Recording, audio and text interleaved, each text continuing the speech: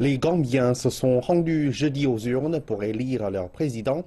Une coalition de l'opposition défie l'actuel président Yahya Jammeh qui veut prolonger son règne de 22 ans sur cette petite nation de l'Afrique de l'Ouest.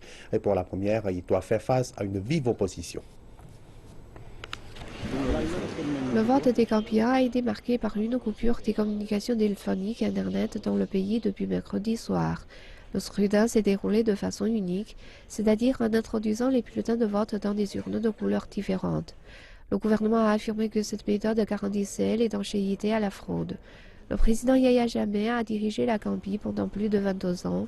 Ses partisans ont loué les efforts qu'il a déployés pour stimuler le développement économique dans un pays qui dépend du tourisme et de l'agriculture. Cependant, le scrutin se déroule à la fin d'une année difficile. Adama Barrow, principal rival de M. Jammeh, est soutenu par 8 partis d'opposition. M. Barrow affirme vouloir restaurer les droits de l'homme et la démocratie dans le pays. Le président Jammeh a rejeté toute critique de la situation des droits de l'homme dans son pays. Le mois dernier, il a annoncé le retrait de la Gambie de la Cour pénale internationale qui l'accusait de persécution raciale.